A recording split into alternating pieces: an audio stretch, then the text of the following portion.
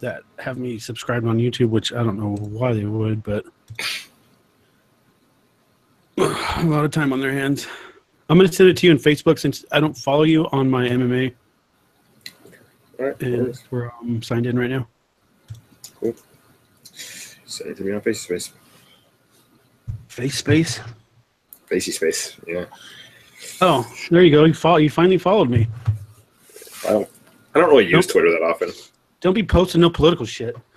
I followed you. You didn't follow me. I'll post whatever I damn well please. How'd you know what my Twitter handle was? Or did you follow Mercury's Cast? I followed Mercury's Cast. Okay. Anyways. Because I know how to find stuff on the internet. You know, don't let anyone ever call you stupid, Josh. I'll let them call me whatever they want. I just want to answer them. Whoops, Sage. I guess I could do hourly struggle. Fuck it. Sean's on vacation. He can suck a bag of dicks. Not just one. Or bag. Entire bag. Like a fucking bag of them. Like they're edamame. Just fucking one after the other. I haven't heard that word in a long time. Edamame? I did a vegan feast for like, or not feast, but a fast, I should say. I did it for about 90 days, and I lost 30 pounds in the first 30 days, just eating fruits and vegetables. No shit. Cutting out meat, cheese, milk, sugar, alcohol. That was the toughest. But speaking of edamame, where the fuck is this? Why won't you do what you're supposed to?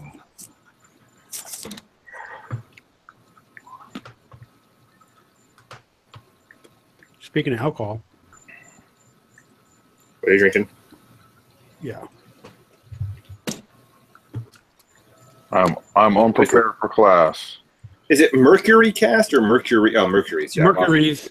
I don't know, man. It just whatever. It's fine. I just want to type it right. It was a long time ago, all right? Just kidding. I was young. I needed the money.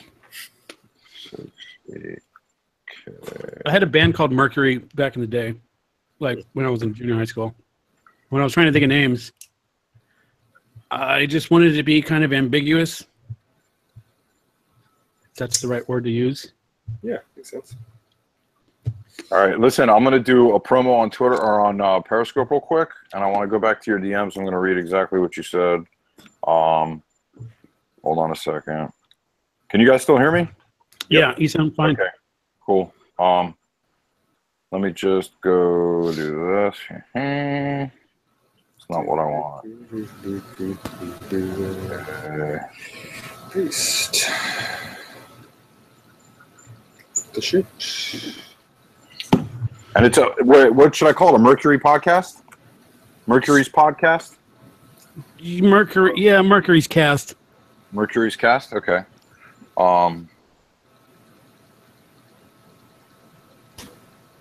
Mercury apostrophe S cast. I used to do this whole gimmick where, and you can see it, you can hear it in the now that's old intro that, oh, we're broadcasting from Mercury, and there's the gimmick. I was doing editing one day and I was like, that's pretty stupid. I need to change that up. What, if you don't mind me just tweeting it out, what's your Twitter handle, Senior Yeti? It's hold on. I'll Pleasant Yeti.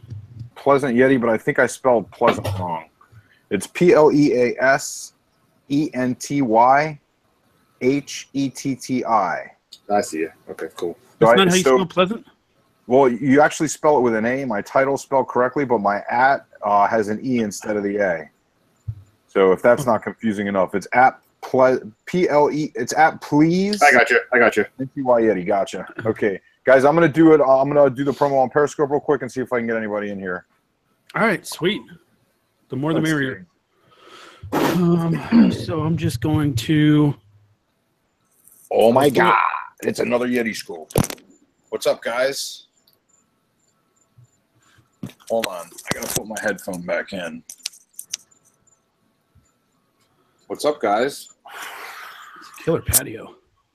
Do me a favor, if everybody could swipe and invite, I'd appreciate it. We're doing I'm actually taking part in a Mercury cast or a pod type cast, and if you guys look on my title, there is a link, and you can watch it live on YouTube. It's Mercury's cast, and just for the sake of saying so everybody's on the same page, bear with me. It's going to be a topical discussion that I think everybody will find interesting, especially you, Moo, because we talked about this the other night. But tonight we're going to reflect on what happened in Las Vegas last Sunday night. We're also going to get into some stuff about American culture and guns. So we have two gentlemen. We have Joshua and, I'm sorry, your name again, sir? Travis. And Travis. We got Travis and Josh, and myself, the Yeti. And we're going to talk about basically about Vegas, what happened in Vegas, the terrorist attack in Vegas. And I put terrorist in quotations. And the American gun culture. So if you guys want to watch it, I'm gonna scope the entire thing on Periscope, which is gonna be this scope. And if you want to go watch it on YouTube Live, the link is actually in the title of the scope, and it's also on my Twitter. Just go to my Twitter, and you can click on the link from there, and it'll take you right to YouTube, and it might be a better perspective from YouTube. So that's up to you guys. What's up, Sushi Saki girl? Listen, when they're live, I'm not going to be able to address you guys. I'm going to have to give them my full attention, so you guys will just be watching me, but you'll be able to hear everything that goes on, because this is his show, and I'm pretty much a guest. So if you guys want to check it out, please do. Just check on my Twitter right now. If everybody could swipe and invite, that'd be fucking awesome. This is what Periscope sounds like. Yeah. Okay. So we're just going to roll right into it now. Okay. I shared the link out. You can post any links that you want now. Okay. I want to make sure it went out. Go for it. Yeah, I've got a sound behind him. Yeah, great timing, guys. Thanks. God. I'll have to wait. I'm going to wait for this to be done. I mean, screw it. Okay. I shared that. Yeah, okay. Cool. Okay.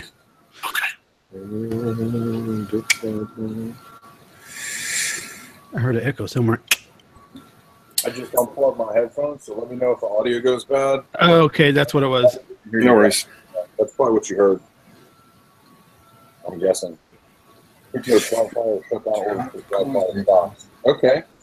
Listen, you guys, I never knew what do they call it? Not slide fire, but the stock. A bump stock. I've never actually seen a bump stock. I've seen the bump trigger kick, and I've seen the rotary trigger kick. Yeah, that was a little bit confusing, and I like the fact that they released a sort of terrible photo that was leaked or what have you, and everybody immediately jumped to the conclusion. So before any photos were released, before we even knew what happened, everybody was listening to the sound and saying it was either a GAT crank or a bump stock or something, allowing it to sound like it was an automatic rifle, even though those are illegal. And immediately when upon releasing photos, they're like, and there's a bump stock. I'm like, you nitwits in the media, you don't even know what you're talking about. Like, no. All right, let me do an intro real quick so we can go into this a little more naturally. Yes. Because I wrote a little monologue just to set the tone, and I've never done that before, but I felt like I should have. So you're good to go on your side, Yeti? Yeah, I'm good to go. Okay. What's happening, everybody? Welcome to Mercury's Cast, episode 74. Tonight we're going to be talking about the Las Vegas shooting and what went down there. Talk about a little bit about American culture and some guns. But first of all, I've just a prepared piece that I have. Near 60 Americans died from the hands of a madman in Las Vegas during a country music festival. My thoughts and positive vibes go out to whoever lost a child, brother, sister, or loved one in this unexplainable event of pure slaughter. This is a dark time for America. Last year, we saw the previous record for casualties in a mass shooting which happened in Orlando, Florida. These events are becoming more frequent, and I think it's time to take a look at where America is at culturally. The shooter broke every law possible concerning guns, and no gun laws or any laws for that matter could have prevented this madness. We can't have a knee-jerk reaction calling for legislation when we are on the emotional heels of a mass slaughter of American citizens. As of right now, there are more questions than answers, and I hope people can keep an open mind moving forward. So with that said, welcome back to the program, Josh Ferguson. Thank you. The man of the hourly struggle. See what I did there? The man of the hourly struggle. It was nice. It was nice. Well done. And first-time guest, Yeti, who has a pretty decent following on Periscope, I'd say. I enjoy your videos. I was just turned on to him from a mutual friend, from our buddy Jay, and heard you talking about in some great detail about the weapons when all we had was that one short video of the bursts. So again, thank you for coming on, Mr. Thanks, Yeti. Bob. How are you doing tonight? Outstanding. I can't complain. Right. Thank you. I mean, I guess you can, but then no one listens and no one really cares. Exactly. It's pointless, but why not? All right. So it's, here we are again. Somebody crazy. I guess we don't need to mention this guy's name too much. Stephen Paddock, by all accounts, seemed like a normal-ish guy, except he had some money, liked to gamble, real estate dude. And the thing that my take on him is that, everyone wants to say that he was a normal guy and that mental illness was probably not a factor here. Well, somebody with that capacity for evil definitely has a mental illness, in my opinion. I don't know if anyone wants to piggyback off of that. I agree. Listen, the way he set it up, the planning that went into it, the massive amount of casualties that he's produced, normal people don't do that. I wholeheartedly agree that he has some type of mental illness going on. Normal people don't do that. It based on the information, the early information that came out, and a lot of the information is wrong, but what they said is that he had we're looking at like 23 firearms, a video system to see when the police were showing up. He brought a hammer to break the windows. I mean, that's not your what was it? Dylan Roof, who killed his mom and took the guns and what? I think that was the guy from was that he was a church shooter, right? Or no, that was Sandy Hook. That was Sandy Hook. He stole his mom's legally obtained firearms. Killed her, what have you, and went off to Sandy Hook. I mean, that was just like, that seems like, I'm something snapped and I went and killed people. This guy premeditated the whole thing. I mean, that's a whole different level of psychosis. We're not talking about somebody who, it's kind of like, it reminds me a little, the closest proximity I can think of is the DC sniper, right. John Muhammad, I think his name was, where he had an area in the car like built out to where they could shoot, the younger guy could shoot from the trunk. Yeah. I mean, so it was literally premeditated and they weren't just going out, plinking at people. They were actually, planned out how they were going to do this and how they're going to get away and how nobody was going to see them. This is what's happened in Vegas, where it was just completely premeditated on a scale we don't ever see. Right, and they knew that he waited for the headlining event of the last event and the headliner where there would be the most amount of people to inflict the most amount of slaughter, which that's not normal. Nothing about that's normal. Yeah, I mean, pre-booked a corner room, it's almost like from a shooting standpoint, he picked a firing position. He knew where his targets were going to be, or his target area. He picked he picked a corner suite, so he had two different positions to fire from, which would basically, if there were two actual gunmen, I mean, that's the perfect setup. You have triangulation of fire where you can have crossing fields of fire from an elevated position, and that's pretty much sudden death. It's the worst way to be ambushed. The only way to survive that is to run up against the building in the defilade. But he was a lone shooter, multiple weapons, so premeditative. And think about it, a concert is like being corralled like cattle. You're surrounded by gates that stop you from accessing other areas, so the people have nowhere to run. They have nowhere to hide.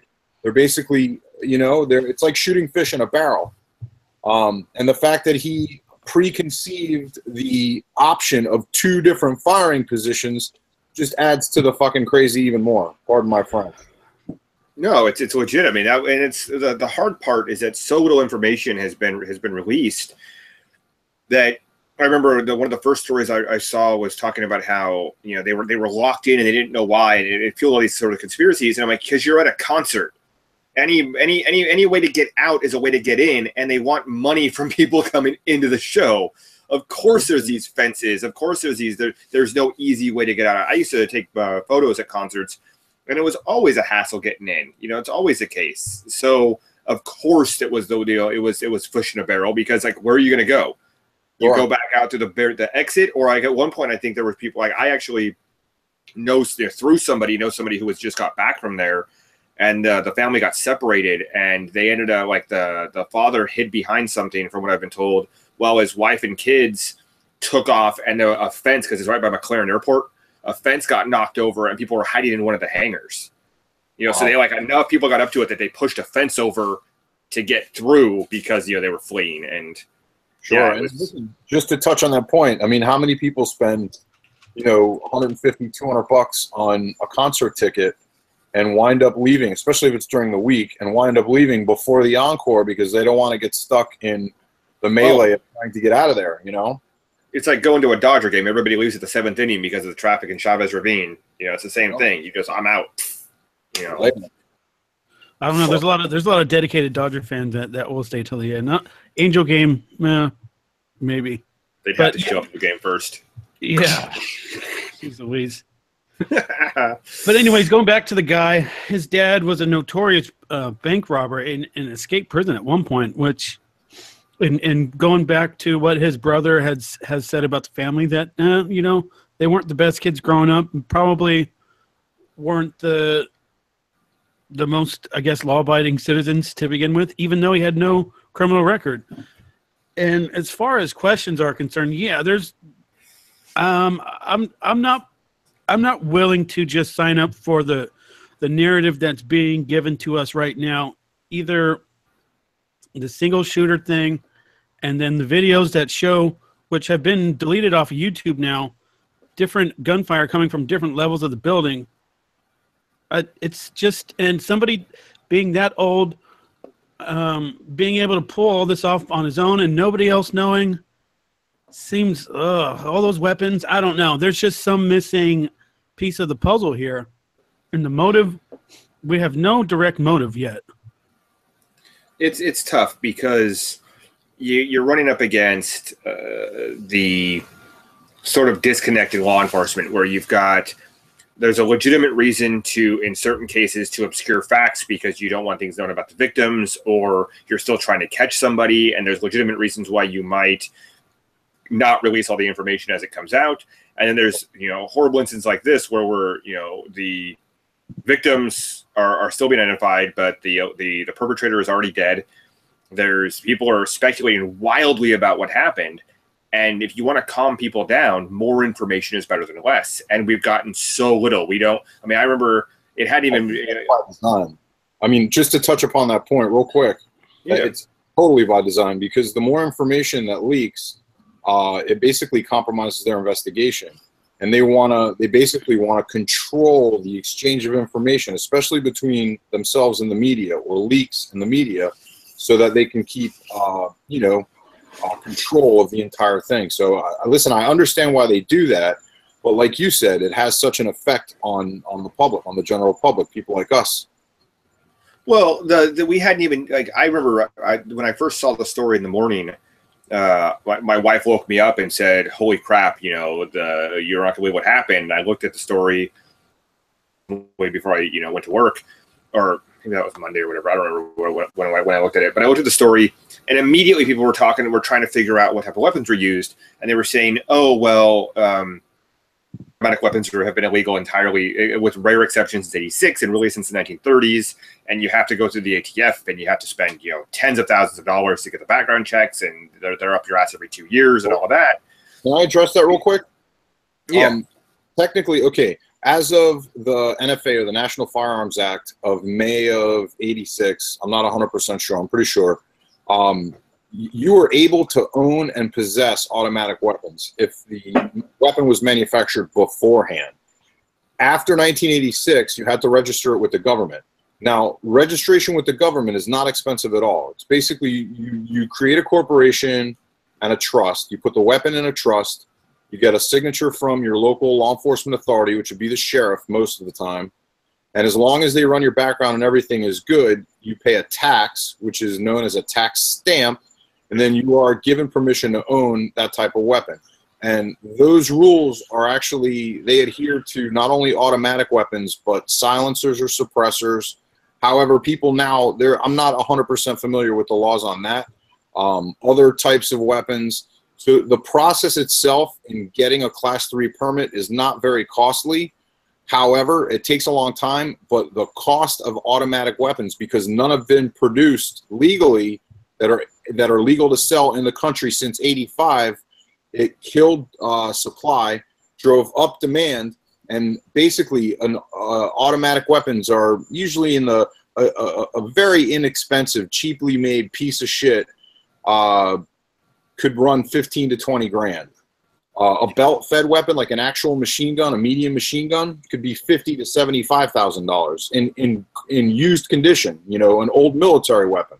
So, just to draw the distinction between the process of legally owning, inexpensive, but the weapons themselves are ridiculous. Yeah. So, I'm sorry. No, it's fine. I appreciate the correction. But again, it is because of that, it is expensive to do it. But people, because of that, because the unlikelihood of him having an actual, truly automatic weapon, people immediately started questioning what was he using. And it was he using a GAT crank, which is a device that I was watching videos on it where per every revolution you can get 3 rounds chambered and fired, and so you can just turn this crank and it'll go through your magazine. Or was he using a bump stock, or was he using a modification to be able to shoot faster? And nobody knew. No, obviously nothing was released. Nothing still has been released, and so everyone was. But Yeti had some after it happened. He went live on Periscope, and you had some theories on it, and you even said it sounded maybe like 2 different shooters at one point, or at least 2 different guns. It was out, yeah. Okay, real quick, just to describe. And maybe you can give us a little bit of background, because I don't know how much background you want to give, but you are well versed on the topic, on these subjects. Yeah, correct? I mean. I'll give you a little bit of background. I'm a 42-year-old man. I've been a gun enthusiast my entire life. I opened a pawn shop with my uncle when I was 15. I went to the Marine Corps at 22 years of age, and I've always liked things that go boom. You know, I'm not a crazy pro-Second Amendment guy. I'm not a hoarder. I'm not a prepper. I'm an enthusiast. You know, I enjoy sending a small piece of lead in a specific direction and hitting something, hitting what I'm fucking aiming at. The reason I was able to tell that there were 2 different weapons fired that night is very, very easy.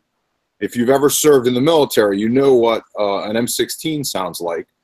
There's a crack because of the velocity of the round. It breaks the sound barrier for the most part. It travels faster than the speed of sound, therefore breaking the sound barrier, and there's a very audible crack that you hear, like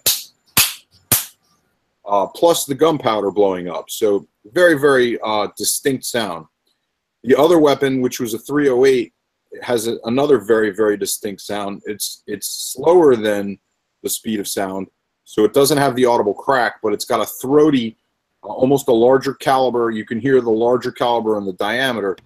A lot of times in combat, you have guys with M16s versus guys with AK-47s, and you hear them shooting at each other, and you can discern the difference between the caliber of weapon that's being fired by how it sounds. And when they were playing the live video, I went on Periscope Live playing the video from TV and from clips that people had sent me on Twitter, and it was very clear to hear. And quite honestly, that doesn't make me anything special.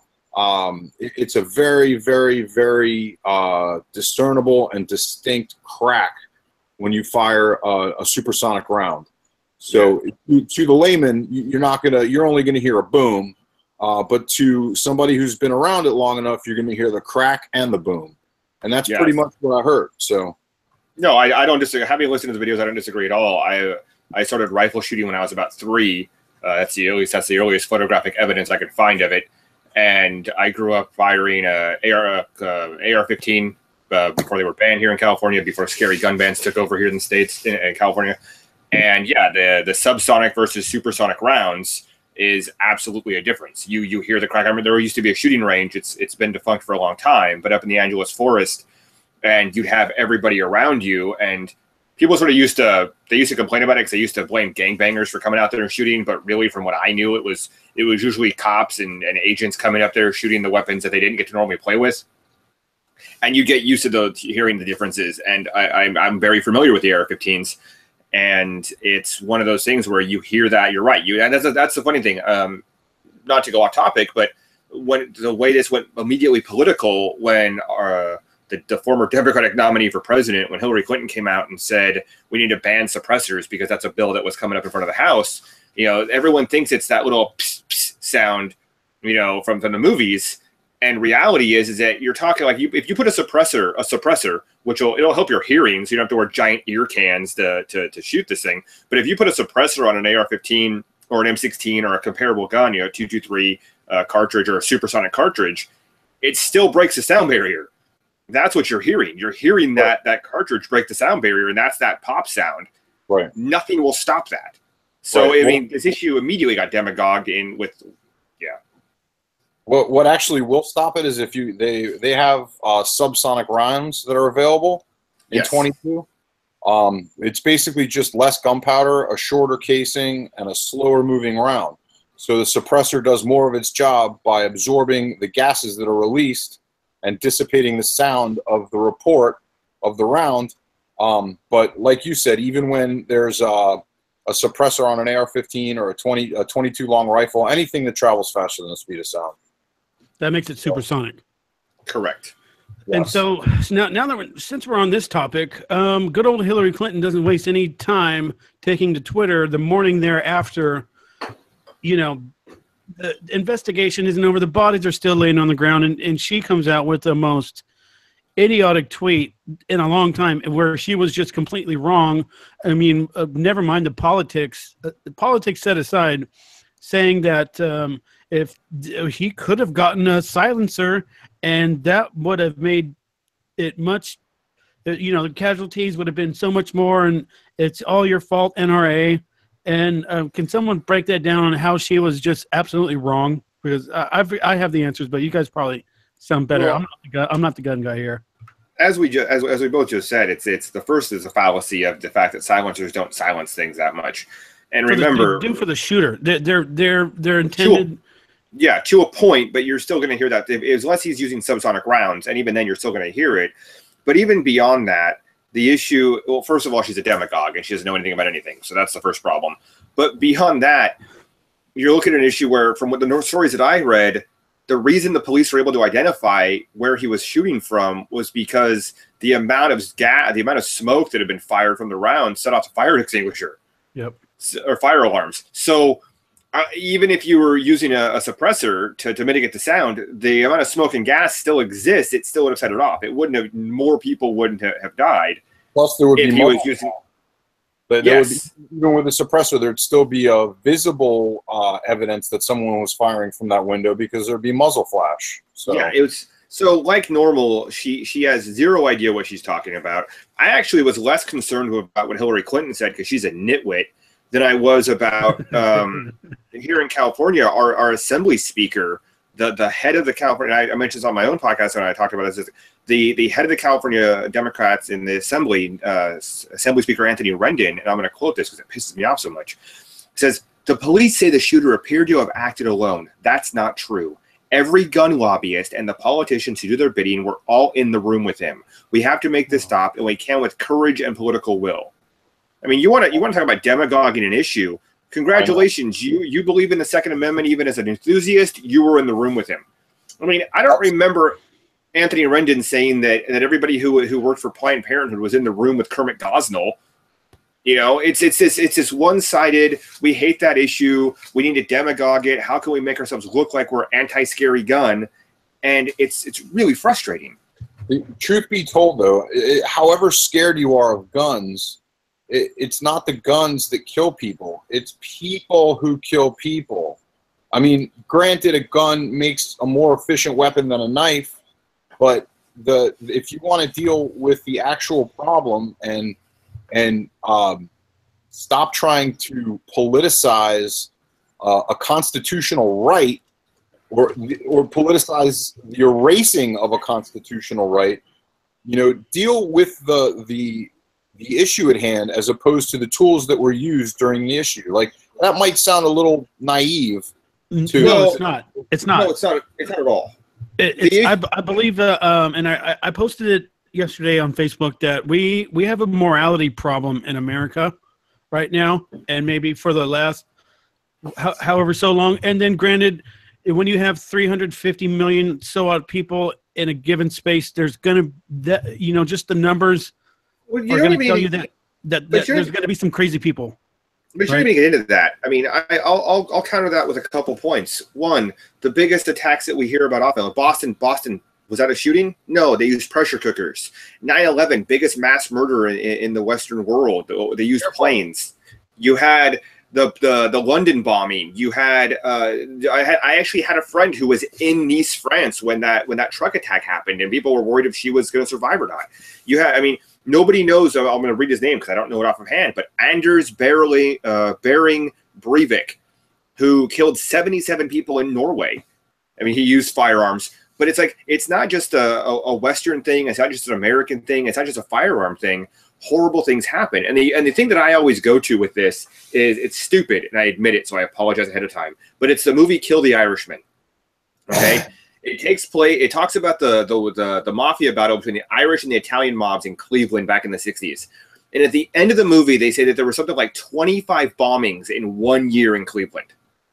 I mean, to let that sink in for a minute, imagine and Cleveland isn't a major metropolitan area like Los Angeles or Chicago or New York. It's metropolitan, but it's not like what we're used to out here. But right.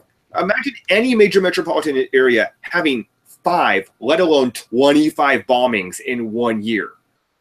I mean, it's ludicrous to think of that things have gotten worse now than they were before. The difference is now is that we're connected to everything. Exactly. We know of every single shooting, every single killing, and my wife complains about exactly. My wife complains about this, like on Facebook, where you see every dead baby story that ever exists anywhere pops up on your Twitter and Facebook.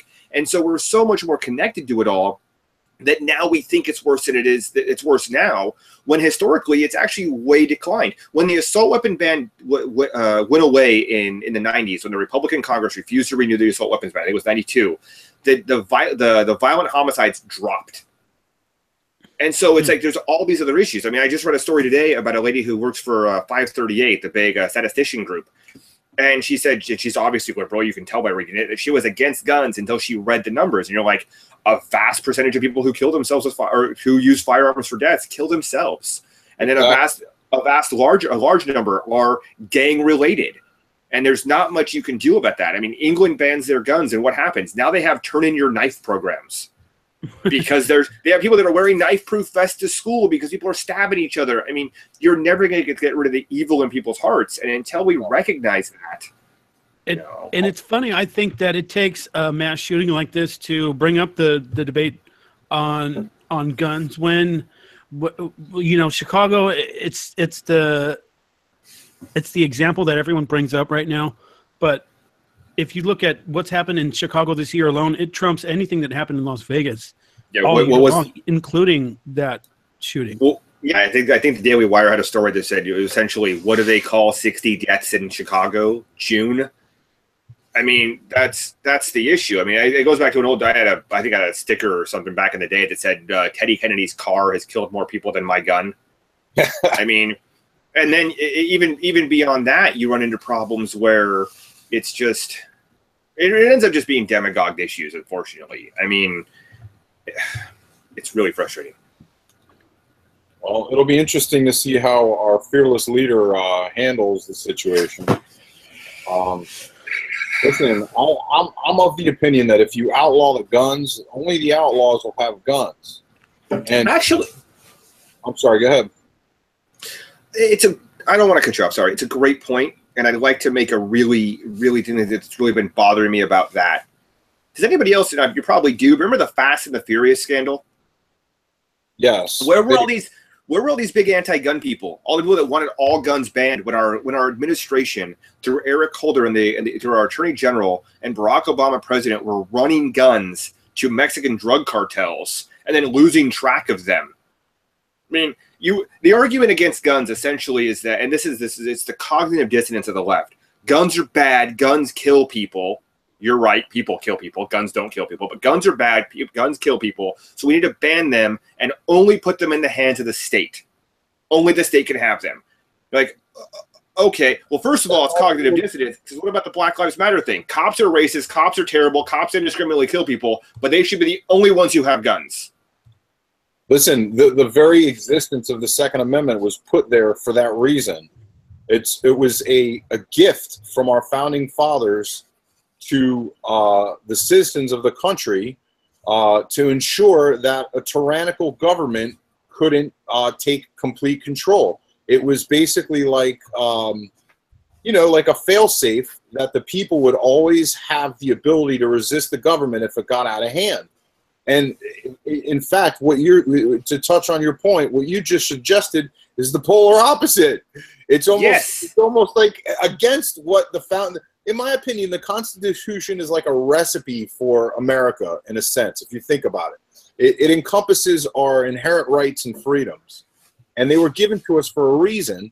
And people who try to erase that or supersede it or reverse it or take away those rights, in my opinion, have an agenda. And and unfortunately, when you have a tragedy like we did now, it becomes politicized and people's emotions are manipulated and the wedges are driven in and other agendas are secretly working, behind closed doors. There's no doubt. But listen, something needs to be done about mass shootings. Something definitely, it has to be addressed. As they happen and as they start to increase more and more and more, we kind of have to take responsibility for what's actually causing them.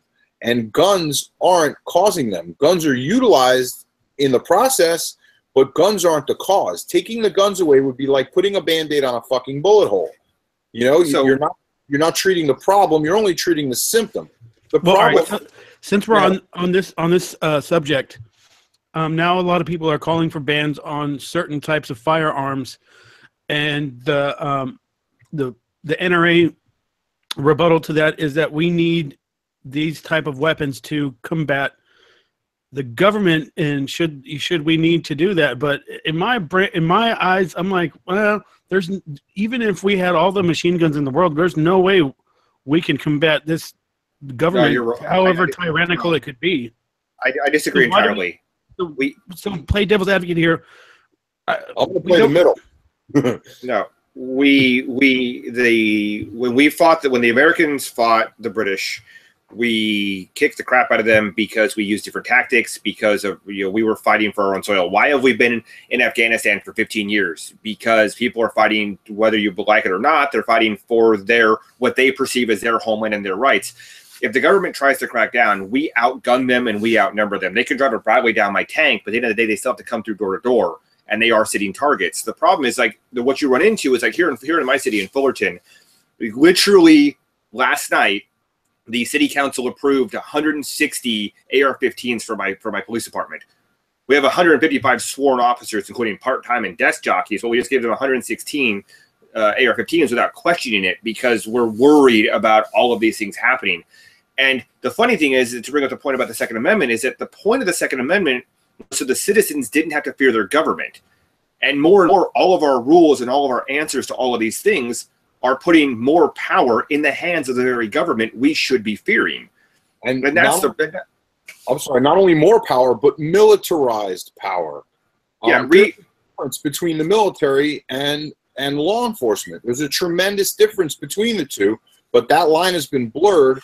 We're militarizing everyday people that, listen, in watching the footage from Vegas, I noticed a couple of the Vegas cops didn't even have ARs. They had shotguns, which means they weren't issued them by their department. You know, how can you have cops that don't have a weapon that deal with the threat, but you have an armored vehicle, a tank, a robot? You know, it depends. It depends on the jurisdiction. In my city, they actually do have shotguns.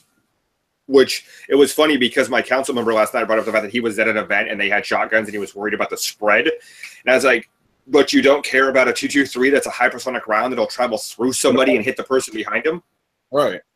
These people don't know anything about it. It's worse than that. So I remember there's a book called Rise of the Warrior Cop, and it's by Radley Balko. He used to write for Reason Magazine, then he worked for Huffington Post and Washington Post. He's been on this issue for years. And it was something I remember reading on his site years ago that was fascinating to me because he said the idea that it's the militarization of police is actually an insult to the military. Because you have this issue now where police have all these tactics and all these weapons, and they kick in the wrong doors, or you have that case in Georgia where they threw a flashbang into a house and permanently scarred a toddler in a crib. And the guy was saying, he said, you have to understand, this guy was in Afghanistan, and he said, when I was in it might have been in Iraq, but I think it was Afghanistan. I was in Afghanistan. And when we went after a high-value target, we would block off the street. We would announce our presence. We would tell them we were there. We'd give them a certain amount of time. We would clear out the neighboring residences. We'd give them a certain amount of time to come out. And if they didn't come out by the deadline, then we would use force to go in.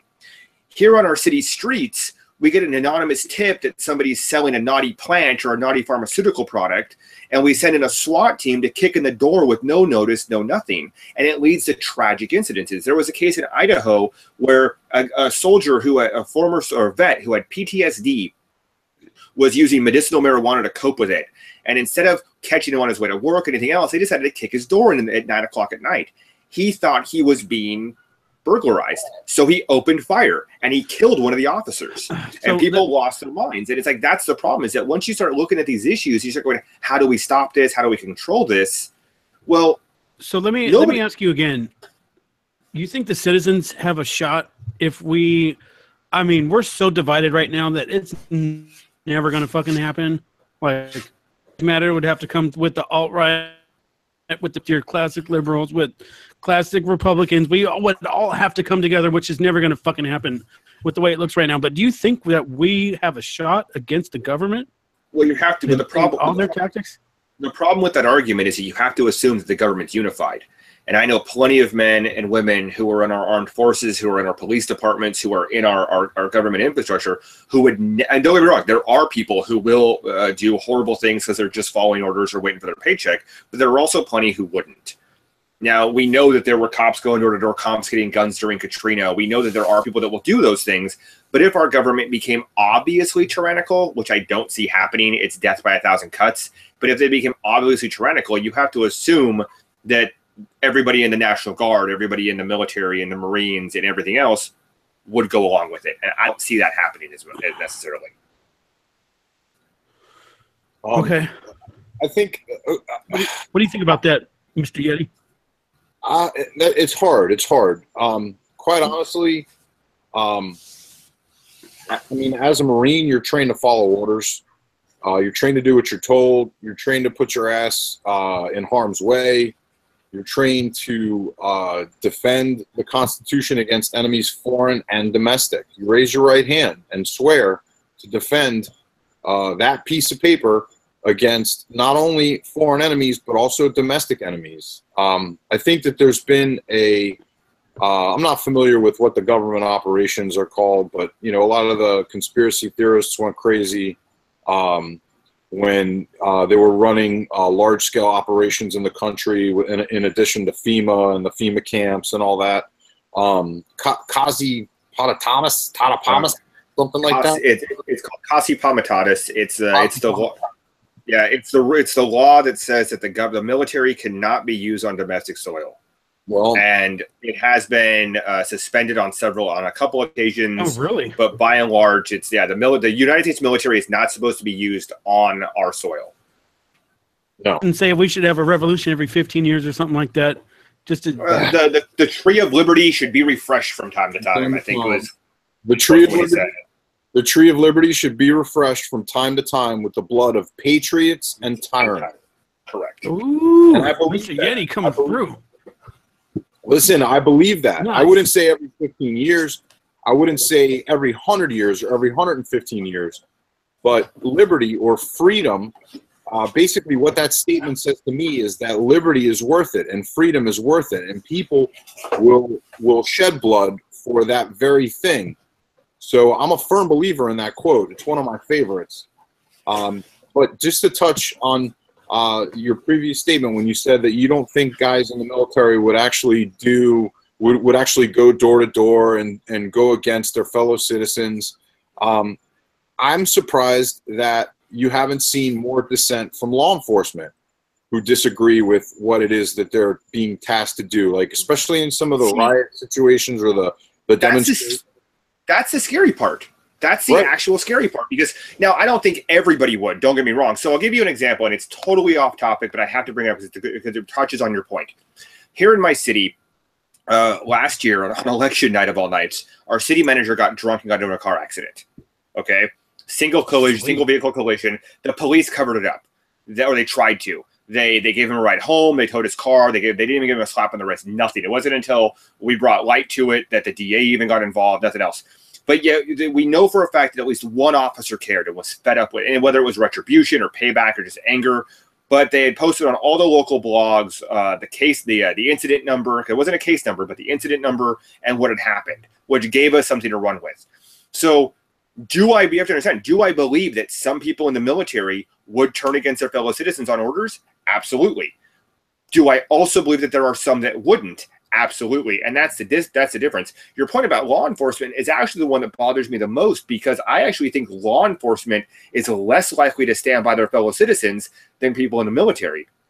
Because I have friends and family who have been in the military, and they're like, yeah, we sort of uphold the Constitution, and if the government ever sent us to do that, they can kiss my ass. Whereas with law enforcement, I see corruption all the time. I mean, in my city, we had a guy who was molesting women, and they did on patrol, and they didn't do anything about it. A guy who broke his voice data recorder after he said something to somebody, and the guy ended up killing himself in the jail. So they tried to bury it under the rug. I mean, all these corrupt things, and no officer comes forward.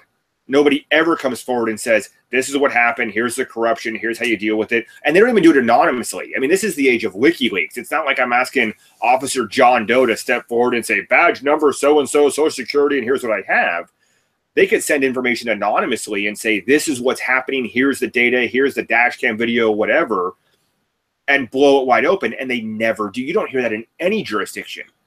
300 million people in the country. California's got 40 million people where I live. You don't hear that in anywhere. Why? Go watch Serpico. That's why. Just to touch on that, so like the brothers in arms theory, if you think about it, there's a big distinction between the camaraderie and esprit de corps in like a Marine Corps platoon. There's a tremendous difference than there is with say like a watch command in a police department. Not only do they cover for each other, but the way the system is designed, there's a union that protects them legally, no matter what happens. There's a district attorney who they actually work for, collecting the people that the district attorney charges, and he's the person who's going to be doing their investigation.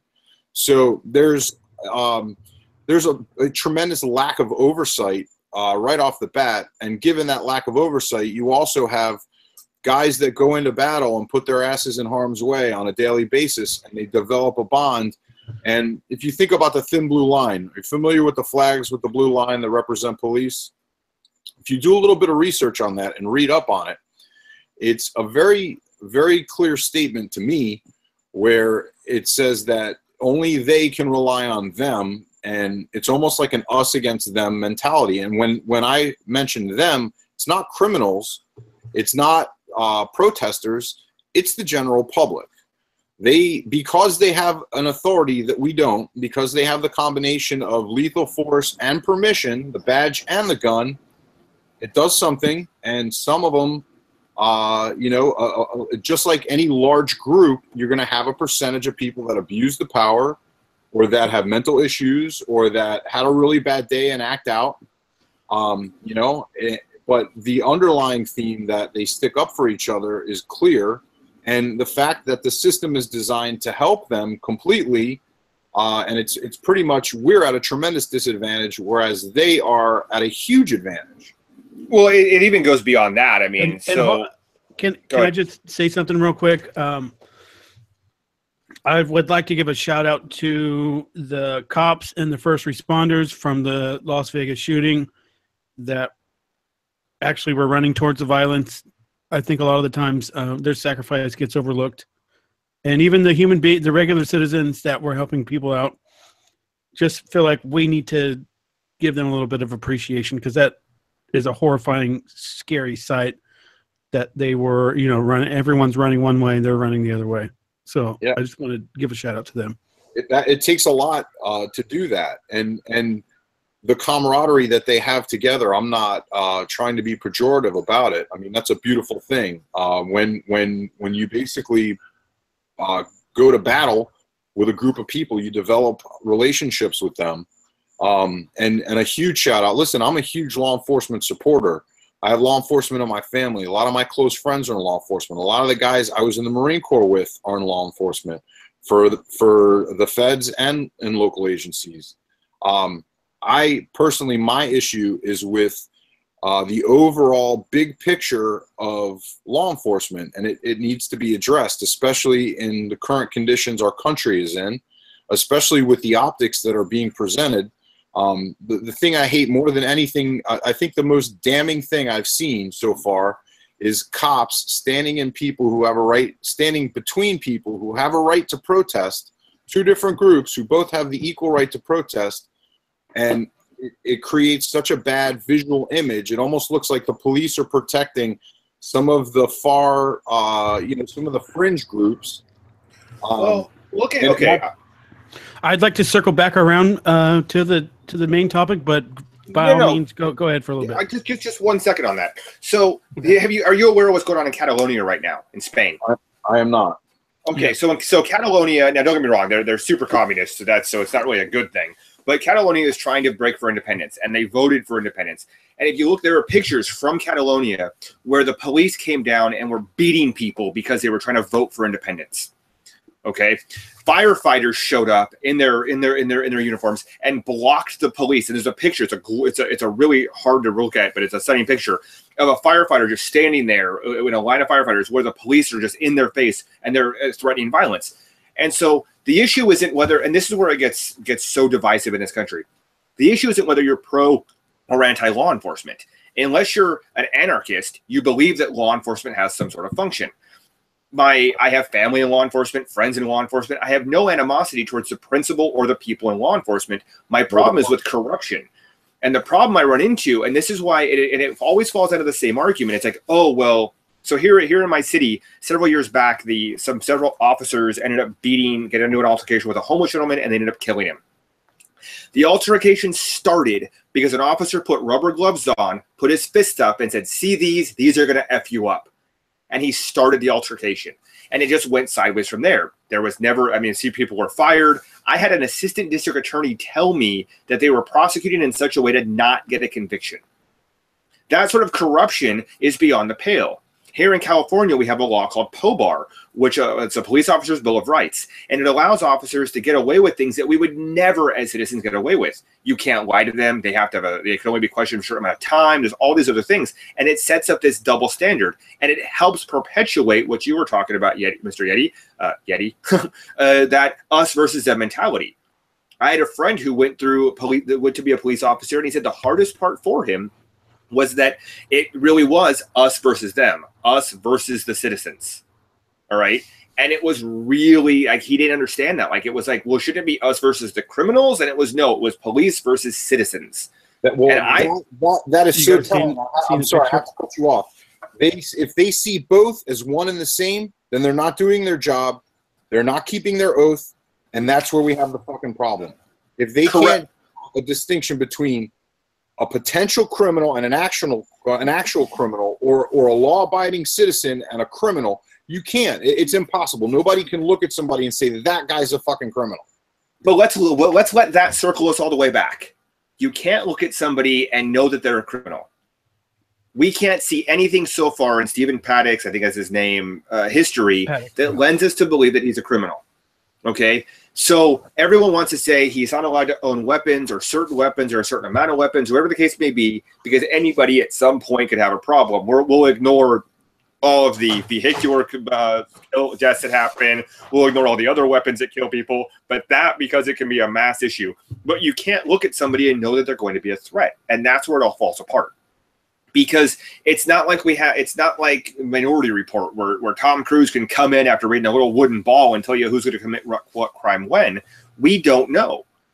And that's where, I mean, like I said earlier, evil in people's hearts can't be found beforehand. You don't know when it's going to happen. And if it does, it does. But how many times, like, so you're an enthusiast. I'm an enthusiast to a very, very small degree. Because I can't afford to be an enthusiast at a higher degree. But I look at it and go, okay, most people aren't aware that there are two separate cases in front of the Supreme Court that have come down where the police are not required to protect you. If you call 911 and you say, there's someone coming into my house right now, can you get here? It doesn't matter. If they're next door, they have no legal obligation to protect you. The government has said through the Supreme Court that only you are responsible for your protection. So the idea that we can't protect ourselves from criminals, from a tyrannical government, whatever the case may be, is ludicrous. So now we have to bridge that. Well, what can't you have? Can you have a thermonuclear weapon? Or can you have a more than a 7-round capacity magazine like they tried to ban anything larger than in New York? It gets to be an issue. But where it becomes a problem is that the left, and I blame them particularly, has demagogued this issue so heartily. You're, as an enthusiast, let me ask your opinion on this.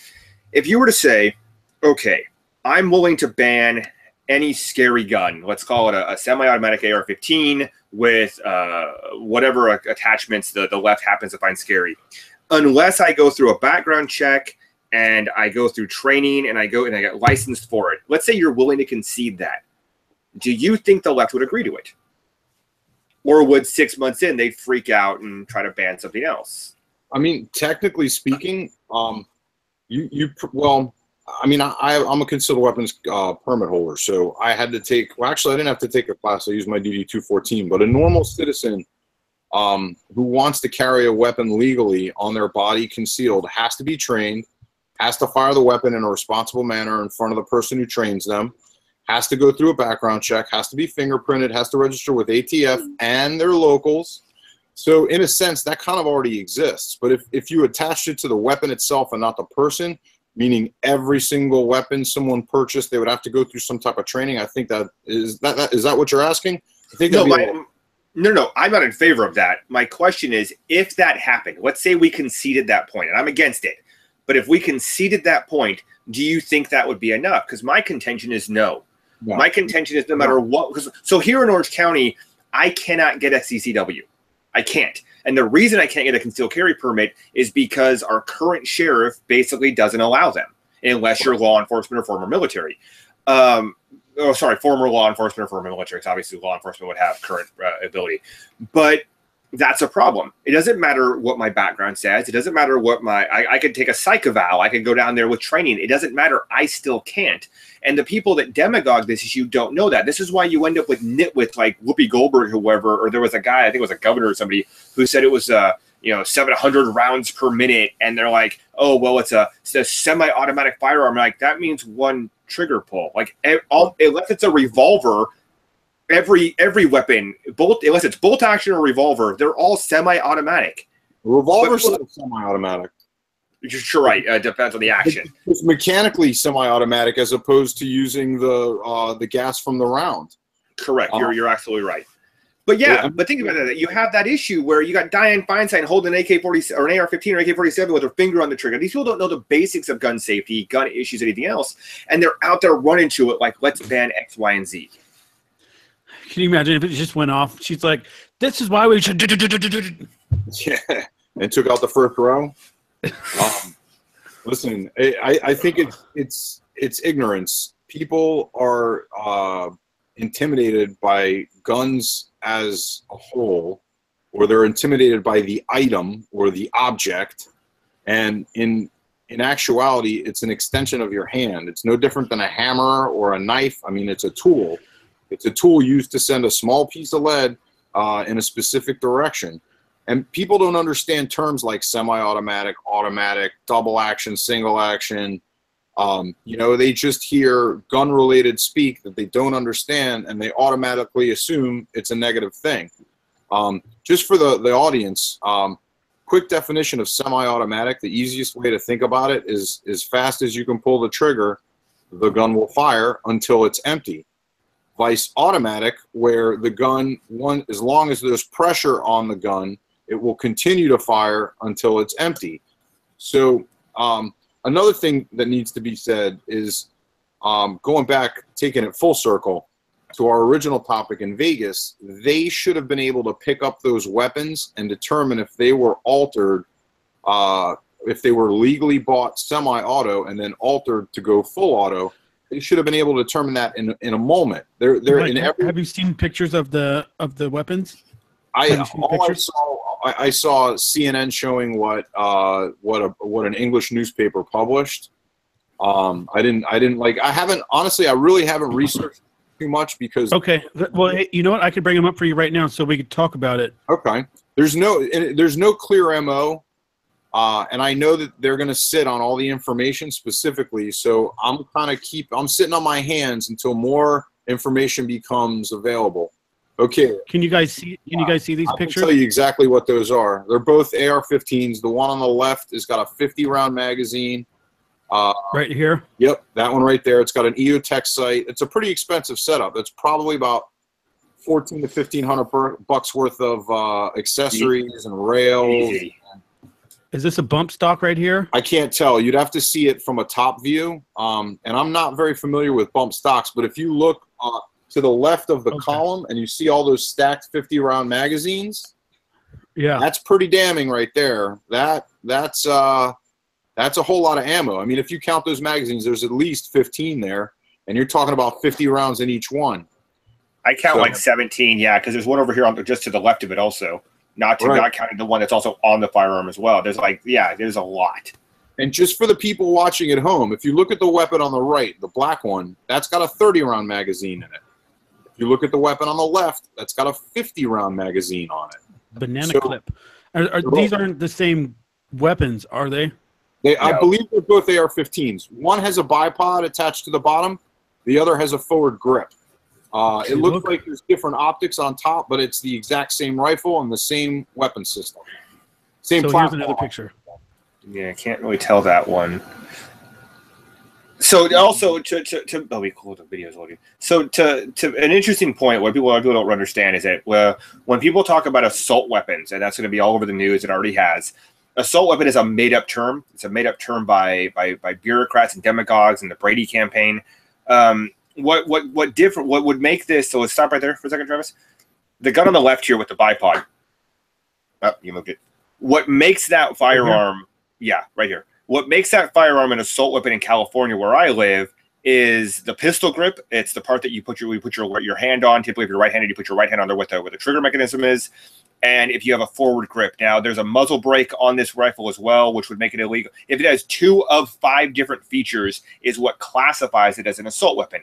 So if I were to take this rifle on the left-hand side here, and I were to remove that pistol grip, which is possible, AR-15s are very modular, and I were to remove the muzzle brake off of this, obviously that 30-round magazine is illegal in California. It'd have to be 10 rounds or less, and it can't be detachable now. But those features, and I think possibly the magazine. Yeah, you can't have more than a 10-round magazine in California. No, that means fixed magazines. You can't have detachable. You're stuck with, you can't even switch magazines now.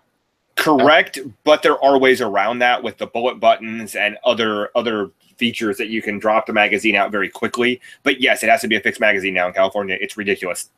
But you change those 2 or 3 features, and that weapon right there ceases being an assault weapon and just goes back to being a regular weapon, according to California law. So that term means nothing. It's literally a scary gun ban. It doesn't change the lethality of it. It doesn't change the ammunition it fires, the rate of ammunition it fires, the speed the ammunition flies. None of that changes, just the cosmetic features of the weapon. Let me just add something. During Clinton's assault weapons ban, basically, if I remember correctly, this was a while ago. This was 17 years ago, roughly. Anything with a bayonet lug, anything with a folding stock, anything with a magazine of 10 rounds or more, anything with you could have a spike bayonet if it was affixed to the weapon, but you couldn't have a blade bayonet, I want to say. Correct. One that could be sharpened. And then there was one other thing. It had to do with either the flash suppressor or were flash suppressors considered, if there was a suppressor on the weapon, it was considered an assault rifle. Correct. It was much like California, where if it had, actually California is worse than that, where if it had, but you're right, that actually was the case. All of those things, and none of those changed the lethality of the weapon. And do you know what that did to the gun industry, by the way? P.S. I got into the pawn shop business in, let's see, I was 75, 85, 95. In 1990, right around 1990, I got into the pawn shop business as a 15-year-old kid. My uncle opened a store. And the assault weapons ban took place while I was on active duty it took place before, and it ended while I was on active duty in the Marine Corps. In 2000, I got out in 2001, and Bush took office that January, whenever they switched over. The gun industry went, when you ban items and you can no longer produce items, it drives the cost of the items that are already produced so far through the roof that it's not even funny. I remember magazines for an AR-15, a regular 30-round magazine used to cost like maybe fucking $12 or $13 for the shitty ones. All of a sudden, you could sell that for $30, and somebody else would buy it from you and then sell it for 40 or 50 at a gun show, as long as it was pre-ban and legal.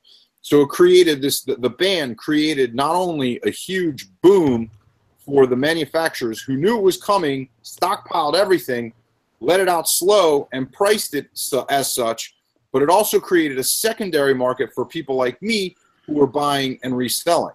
So the assault weapons ban, in my opinion, was not only pointless because you could still shoot somebody, it just changed the accessories you could use on the weapon to shoot somebody. And isn't it funny how when they start talking about banning stuff that the gun sells? I mean, it's not funny, but so they just start going. They just start skyrocketing. Both of those points. The first, reverse order. When Barack Obama became president, you couldn't buy ammunition or many firearms anywhere because people were worried they were going to be banned or the Democratic majority, and people just bought up everything they could get their hands on. I bought 10 AR-15 low receivers when I found out Obama was going to win. Anyone wants to talk? Raise your hand if you want to talk. I'm just kidding. Yeah, it was crazy the way it went. But even beyond that, I mean. Sorry, I lost it because you said that I lost what Gideon said a second ago. Sorry. No, leave it up to me. Created and the boom in price. The ban. So it's funny because it's tragic as it is, and what people don't realize is that the ban is actually counterintuitive, and the reason for that is that if you remember the Gabrielle Giffords incident when the Congresswoman was shot,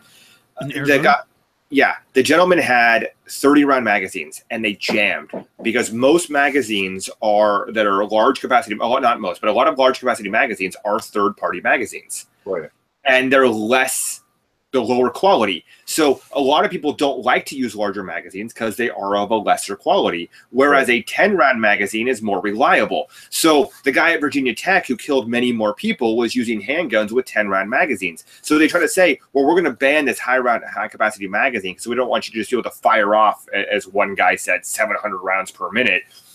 And we're going to ban all these things. And like New York went crazy on it to where New York actually banned anything higher than 7 rounds in your magazine until they realized that doesn't exist. And the law was actually that if your gun had more than 7 rounds, it was illegal, even though 7-round magazines didn't exist. So they would have to inspect your firearm and be like, okay, you're good. I mean, that's how ludicrous it was. But it actually makes it more lethal. If every spree killer had a 30-round magazine, you'd actually probably have fewer deaths because their guns would jam more often. I mean, that's how it gets ridiculous. I got to address that real quick. 30 rounds for an AR-15 is like the breed standard. The government has speculations when they procure weapons for the military, and a government spec magazine is usually 30 rounds. When you go to 40 and 50, you experience jams. When you go to drums, 100 rounds. That's probably what I'm thinking about. Is that the 50 round of the drums? Yeah, 30 round is the standard AR-15 mag that's issued to everybody in the military. But quite honestly, with a handgun magazine, this was very common, a lot of my friends did this, is that when you bought the gun during the ban, there was a plug in the magazine at the bottom. Instead of reforming the part, all they did was put a large piece of plastic under the follower. So if you pushed in the mainspring, slid out the butt plate on the magazine, took out the plug, put the follower back in, put the spring back in, and affixed it, you now had a 15-round magazine or whatever it was originally designed for. So it was the easiest thing to overcome. It could be done in 3 seconds without any tools or anything. A ballpoint pen could convert a 7-round magazine into a 15-round magazine. So it's pointless to write legislation to control something that can be undone in 30 seconds or less. I mean, it's just to touch on that point. But go ahead, Mr. Yeti, if I may. Sure. These weapons that we just showed, how hard are they to fire? How much kick do they have to them? Not at all. A 67-year-old guy. An AR-15 has no kick whatsoever. There's very little felt recoil, and it's basically like firing a .22. It's a .22 caliber bullet. So it's how much manpower would it take to get 22 of those or 18 of those up there? Granted, he was there for 4 days.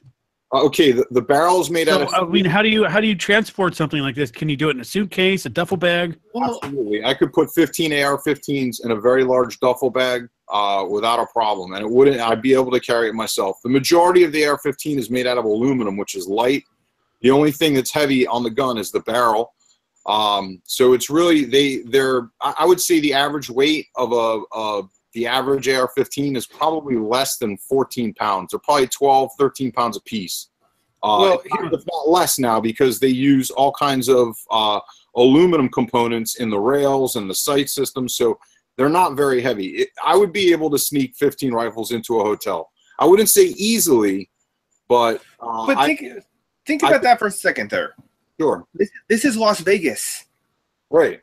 They have 1,000 cameras everywhere, in every casino, in every hotel, everywhere. There's no way he went through the lobby without them seeing that. Don't get me wrong, it was over 4 days, so they're probably scanning through the video. But there's video of him coming in, how he got to the elevator, what he was transporting, what he was carrying. And beyond that, every one of these weapons had to have a background check. Every single one of them. So we know exactly, at least we don't, the state knows exactly when he purchased every one of these weapons. Okay, for the record, just to touch on that, if I go to a gun show in the state of Florida and if I make a private purchase as a private individual, if I buy a weapon from another private individual, I just hand him money and he hands me the gun. It depends on where the gun show is located. The municipalities all have different laws, but it's possible to obtain weapons without background checks. If they were purchased in a store or from a federally licensed firearm dealer, not only would they perform a background check, he would also have to fill out a specific form. I forgot the number of the form. They'll be able to trace every weapon back to the original purchaser, but because of the ability to do private sales, sometimes you don't have a complete chain of custody for that individual weapon. But that's always the case. I mean, there's going to be cases where things are bought black market, things are bought illegally, Sure. I mean, technically, if you buy a firearm, you still have to get it drossed over to you. You still have to go through a federal background check before you can buy it. And you would actually, like at least here in California, in a lot of places, you have to still go. Like if you were to come here to just sell me a firearm, we would have to go to a gun store and make sure that I was legally able to own one before you could sell it. Do people do that illegally? Absolutely. But right. You think some heads are gonna roll because of some of these sales and purchases firearms that have been purchased? Not unless some of them were stolen. I would say that would cause heads to roll. But the majority, basically when I sold a gun, I filled out a form and I made a phone call. The phone call was to a federal, it was a state employee running a federal background, and they would give me an approval number. That approval number would go on the form itself, and then all of the guns would be logged in and out of a logbook as they were brought into the store and taken out of the store, be them pawns, sales, purchases, or whatever.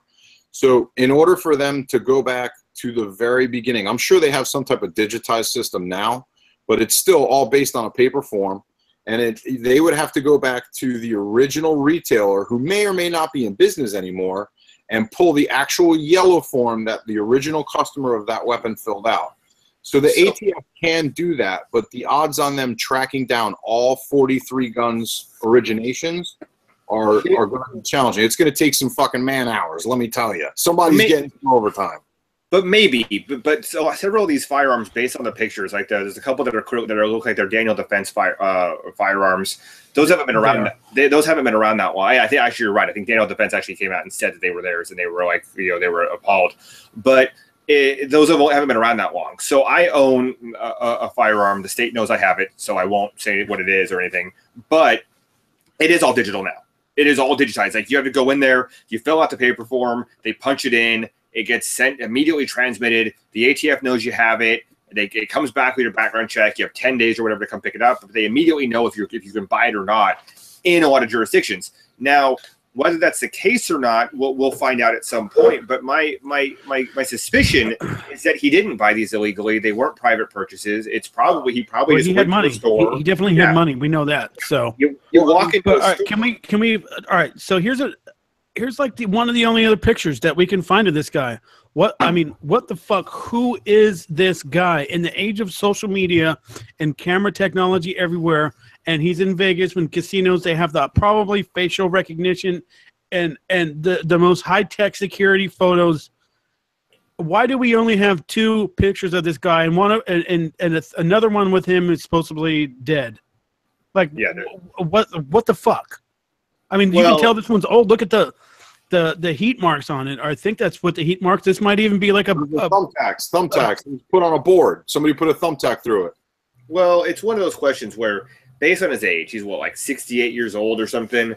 And he's younger than that in this picture. So yeah, but I'm saying based on his current age, the likelihood that if he's a solo guy, he's divorced without not living with his kids or whatever, there's a very good chance he's not on social media, because I know several gentlemen of his age that aren't. They don't use Facebook. They don't use Twitter. They're not social media guys. There's pictures of him. My dad's not on Facebook, but there's a ton of pictures of him I don't know. I have family. I'm not saying that it's not possible, but I'm just saying it seems funny to me. I'm 42 years old, and I've never had Facebook. I never had MySpace. I started out on Periscope, and then the only reason I have Twitter is because of Periscope.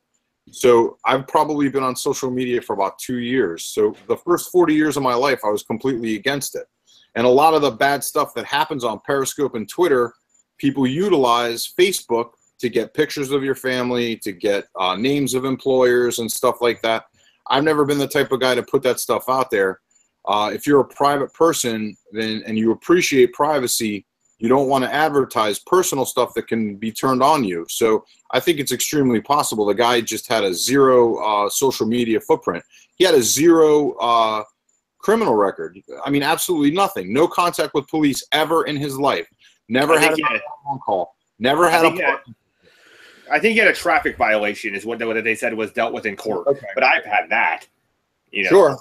Sure. Who hasn't? But that's the issue, is that the only reason I use, like now, because I do a podcast and everything else, I use Facebook and Twitter and all that now. But over years I didn't, because if I don't want to share every aspect of my life. I don't want Facebook data mining everything that I do, or Google or whoever. I understand that. So the idea that he's not on social media doesn't surprise me. The idea that if he's not in contact with people that are constantly tweeting everything out or Instagramming anything, it doesn't surprise me. We don't see many more pictures. What more surprises me is that we haven't gotten anything from the police or the authorities on this, because even if you don't know when he came and went, and even if you had to scan through all the hours of security footage for the 4 days he was at that hotel, we know when he checked in. We know when he was in his room. Because all of that's key card now. Vegas is all electronic, especially at Mandalay Bay. It's all electronic key card.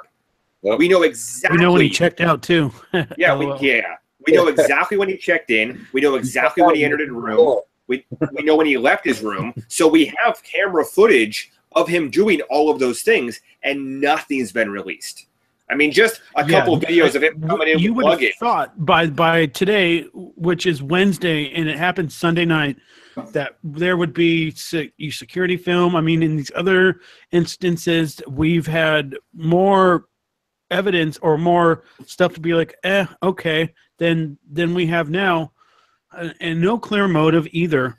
But by this time, we had figured out that the San Bernardino shooters were, of Muslim faith, and they were targeting, whoever. A lot of this stuff is in plain sight because they have a social media, presence and about whatever they're doing. But in this case, the worst part we got about one picture with a guy with his eyes closed. We've got another one that's clearly old. And then another one with his guy apparently blew out his brains, but there's no brain matter. So let me ask both of you. I thought I was bringing Michael on because he knew about guns, but Joshua I had no idea that you're a gun guy too. So, pistol in the mouth, you can see it laying next to him. Wouldn't there be some kind of brain matter also? If he was standing up, probably not. It would have got if it was a large enough hole to fly brain matter behind him. If he hit the ground, it wouldn't necessarily be like leaking out of the back of his head or whatever. It all depends on how he shot himself, where he shot himself, trajectory, all of that. Not only okay, just to describe what happens when an AR, if he used an AR-15 and not a 308. Well, there's a handgun next to him and one. Yeah, it's a pistol. So a pistol creates. If he had a 45, I'm guessing it's a pretty large wound channel, and if it exited his skull, the majority of all the parts, pieces, and residual pieces probably wound up against a wall or far from his body because of the force of him firing the weapon. But what you're seeing is I would say 10% of the picture. It's almost the same as the information that has been brought out. If whatever newspaper in England released those pictures, they were vetted heavily before they did so because they wouldn't want to jeopardize or I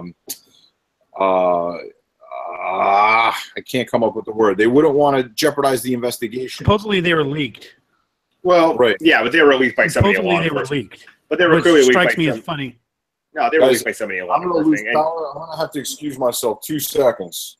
Okay, go for it. So one of the things to bring up that you're sort of alluding to, Travis, is that the problem with the lack of information is that it leads to crazy and legitimate and or crazy conspiracy theories.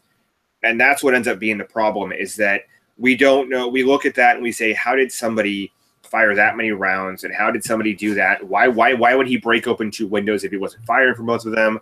And what was that on the 4th floor with that strobe light? Was it a muzzle flash, or was it a strobe light that people said it was in that window that had been going on all weekend? I mean, we don't have any information. But the strobe light seemed pretty consistent with the fire, unless someone doctored the video. Well, it also seemed very inconsistent for a strobe light, more importantly, because strobe lights are on a time loop electronically. So it actually seems too inconsistent for a strobe light for a lot of people, is what I've seen.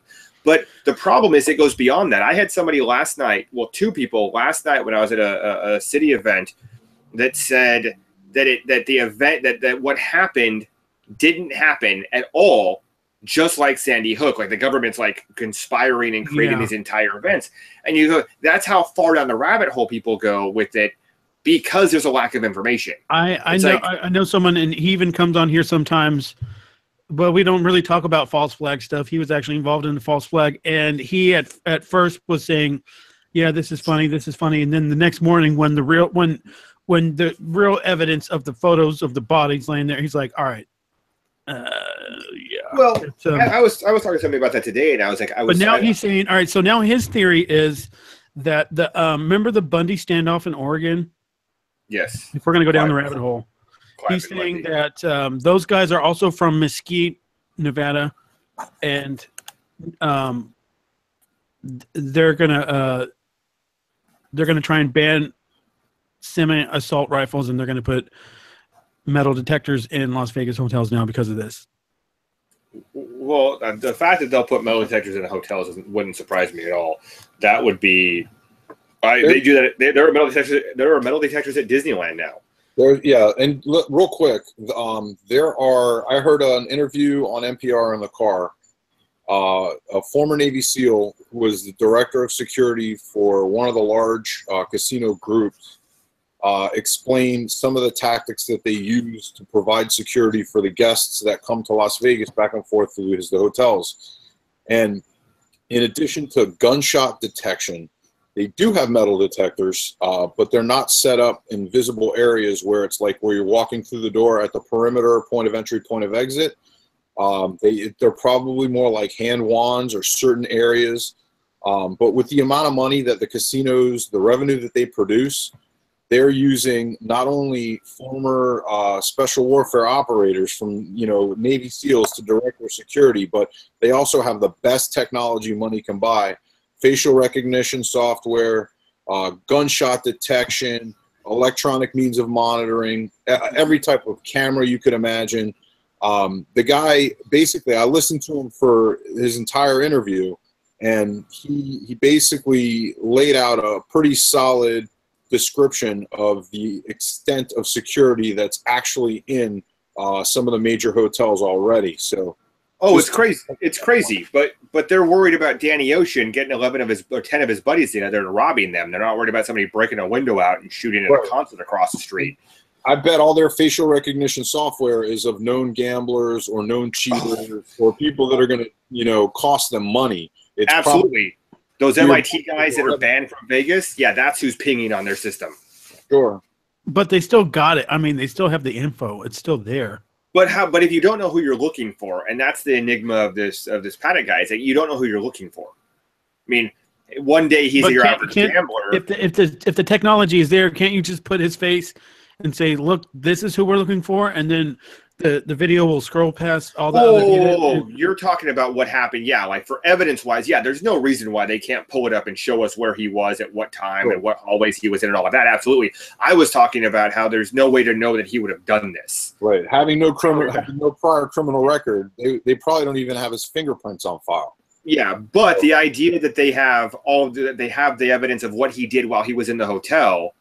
He was using whatever her name was. He was using her gambling card. So we know if he was eating at certain restaurants, if he was using that, we know where he was when he was swiping in and out of his hotel room. We know when he checked in. As you said, we know when he checked out. But we know all of that. And yet, that's not hard to pull up. We're not asking for facial recognition. We're asking for what time did he check in? Oh, noon at this time. Okay, well, let's pull up that video. Did he have 19 bags with him? Did he have one duffel bag? What was going on? Again, they're going to protect the integrity of their investigation no matter what. So I think that given enough time, in due time, as the investigation progresses and proceeds, more information will be released and we'll be able to put a clearer picture together. They'll be able to develop motive. From what I understand, I kind of sat on my hands, like I said. I haven't really been paying too much attention. I want to wait till there's more information gathered before I form, usually there is. But that's a question though. What's the incentive of not releasing information unless you believe that there's a grand conspiracy behind this? Well, they've told us. We talked about that before. The us against them theory. They're going to control the flow of information to maintain the integrity of their investigation, because everything that leaks out takes away the element of surprise for them in catching evidence or finding weapons, or every little bit of information that leaks out in a digital age becomes searchable, researchable. So they try to limit the release of absolutely everything, and it pisses off the public. And here we are. Yeah, but that's the entire problem that we've had. And this isn't a new problem. I mean, I'll point to, and I don't want to do this, but I will. I'll point to the JFK assassination, where they didn't release entire troves of information. They were supposed to be released in the 90s under Clinton, and they pushed it back by another 17 years. They're supposed to be released this year in 2017, and all of a sudden, though that book doesn't exist, all of a sudden, book 5 of 7 doesn't exist anymore, whatever the number is. And so you have this issue where we have a history of the government hiding information and lying to us, and it allows this conspiracy shit to fly, when in reality, if they just came forward and said, here's what we have, here's what we know so far, and not just speculative nonsense, like here's a picture of him checking in with 3 bags, or here's every time he went to his room, and here's the bags he had, here's how he transported the weapons. Even those little crumbs would make the public believe that law enforcement was A, investigating, B, being forthright, and C, that their narrative was true. Because I know all these people that believe A, they believe that the event didn't happen, which is just ludicrous to me, or they believe that he was a patsy, or he wasn't the shooter, or whatever else. You can put most of that to rest if you release information in a matter. And this isn't 1960. This is the 24-hour news cycle. Like, people are on it now. I mean, you got 4chan and CNN or 4chan and Reddit and all these guys that are out there just digging into this stuff.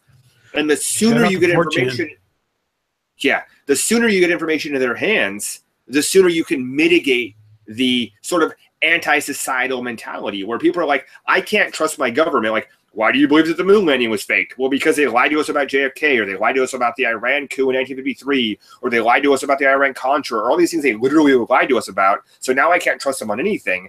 And the more you pull back on that data, the more you do that, where you close ranks and you have that us versus them mentality, the more you turn society against the state. And by being against the state, you're against your own people, because the state is made up of our people. And that's where I have a problem with it. Correct. I think they create more doubt with their means and methods. But it is literally, the investigators are not only investigating all the elements of the situation that took place, they're also doing everything in their power to keep it in a very tight circle where it won't get leaked out. I have a question for you. If they did release more information, or if they kept us a little bit more up to date, do you think that would decrease the amount of conspiracy theories or increase the amount of conspiracy theories? Well, it depends on what the information is. Right. Well, of course. But I think it would add to the more information people have, the more questions they're going to ask, the more skeptical they're going to be. Well, I don't know. I think it would decrease it to a point, and I say that because I know people who I consider to be fairly reasonable, who all of a sudden started talking about how the event didn't happen, and just Occam's razor, it did. But the problem is that by having such a dearth of, or a lack of information, it allows things to not be swatted down. So think about it like I got a guy in this city that I live in who runs for office all the time, who believes the earth is flat. And I thought that was a joke online. I didn't realize there were people that actually believe this, but he does. And the more information you have, the more you can swat down what they say. But if you leave it all open and you say, trust us. Now, mind you, this is a government, this is a country built on the premise that we don't trust our government. I mean, that's why the 9th and 10th Amendments exist, because if the government can't do it, they can't do it. Don't trust them. As we said earlier, the tree of liberty must be refreshed from time to time with the blood of patriots and tyrants. We don't trust our government. So when the government closes ranks and said, trust us, all it does is lead people who are normally rational to now listen to the crazy. Yeah. And you just amplify the crazy. NASA isn't real. Trust me is often translated in your brain housing group as fuck you. Yes. I the term trust me as pejorative. It's almost, you can't say the term trust me in a business transaction without automatically questioning why that person wants you to trust them. So it's become almost like a cliche of sorts. So play that. Trust me on this one. No. A buddy of mine who I used to find it hilarious when he used to do this. We used to go to stores and he'd pull out his credit card and they asked for ID. And he'd look at them and go, "What? Don't you trust me?" And they would just have this look of panic on their face, like, I don't know what to do now. And he was just screwing with them, obviously. But like, whenever they ask for your ID, like you go to buy a beer or something, like, "Can I see your ID?" Like, "What? Don't you trust me?" And I asked him, "Do you also want my phone number?" Yeah, half the time they'll just go, because it is that sort of pejorative of, "Oh, you just said F me, and now I feel like an a-hole." So it's just that problem. But whenever the government says "trust me," it immediately leads people who are normally rational, willing to listen to reason, people, and makes them go, "Ugh." Well, you've been waiting to be stopped by customs or something like that, isn't that right, Joshua? So I've been stopped by. Yeah. I've actually been waiting for ever since I saw the videos. I've been waiting for Border Patrol to stop me and be like, so I could say, "Am I being detained?" I usually have some kind of beer or some kind of weed on me or something. So I'm like, nah, just let me go. Yeah, right. Can you let me slide? I've been stalked by customs before. It's a crap situation to be in. Sitting there for hours as they tear your vehicle apart for nothingness. At least if I was doing something illegal, it's justified. But I'm like, I did nothing. I get no enjoyment later when you find nothing. So this sucks. But no, but at least they're like, we know about you. We know about you. Okay. Yeah, but the point is that you're like, there's look at your Go over beard. there. It must be bad. Please pull this side. I've never gone through a customs checkpoint in a car, but I do get molested every time I go to the airport by TSA. For some reason, I'm a sweaty guy. I tend to sweat. And when you walk through that little sniffer room, what it actually, not only is it trying to detect explosive residue or traces of nitrogen, it's also geared to measure perspiration, because a nervous bomber is going to be sweating. So anybody who goes through that sniffer goes to secondary screening.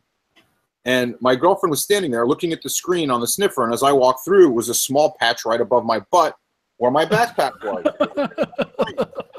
So I got molested because I sweat. But literally every time I fly, I get felt up pretty good, and they don't mind doing it.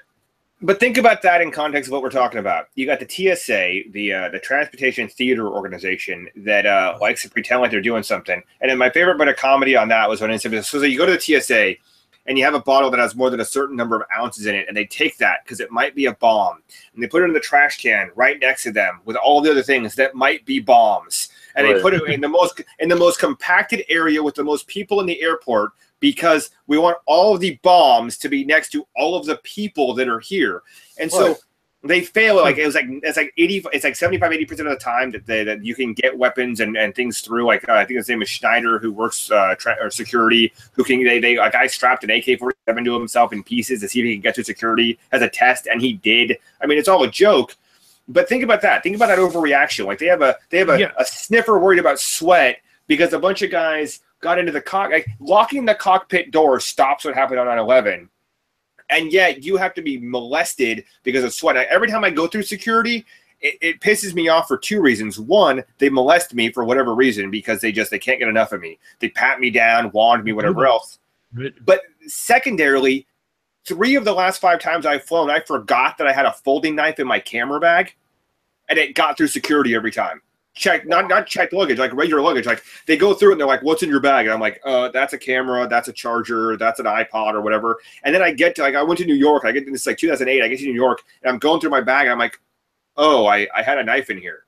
Like they just completely missed it. So it just pisses me off even more because they're molesting me on the pretext of security, and yet not catching the things that it's based on. And so, let's be real, they could really care less. I mean, they couldn't care less about what they're talking about the Lakers. If you're in LAX, they just couldn't give a shit about what's really going on. But even if they did care, there are ways around it. Like there are always going to be ways to do horrible things. I said this earlier. Like you had the truck attack in Nice. You had the pressure cookers at the Boston Marathon. There's always a way to do horrible things.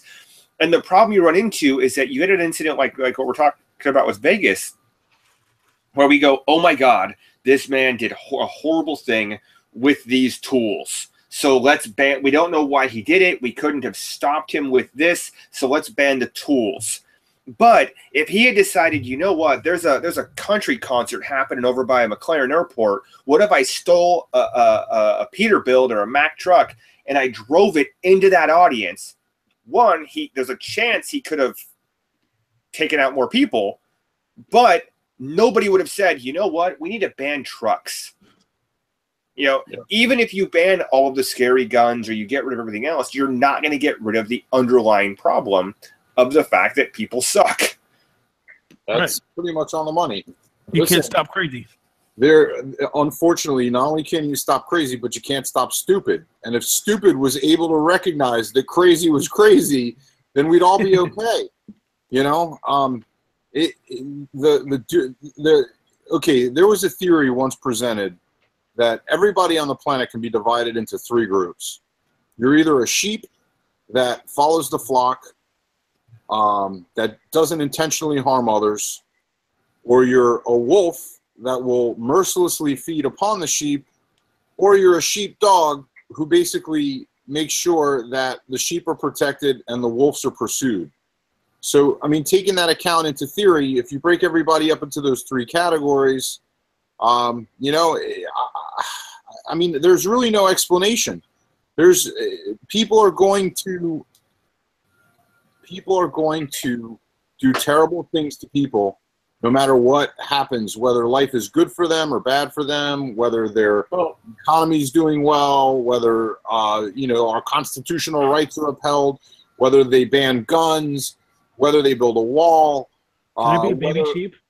I mean, I'd like to be a baby sheep. You can be a sheep. You can be a baby sheep. You'd Okay, rather thank you. a But sheepdog. the fundamental question to ask is, do the benefits outweigh the The negatives? risk.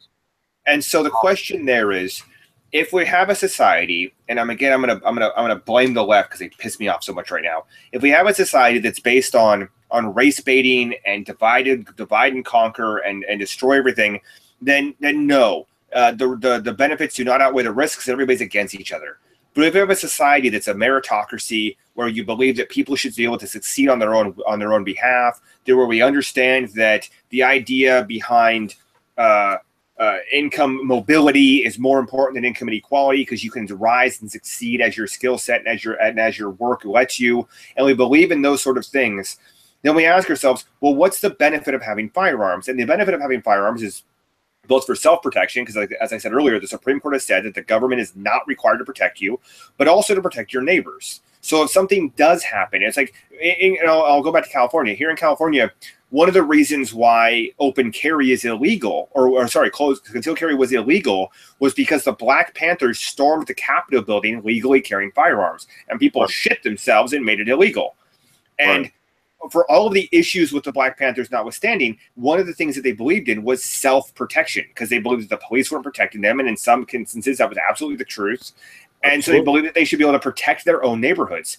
And if you apply that to all of the highest crime areas in the United States, to Chicago, where they have 60, what is it? Last year they had 749 homicides.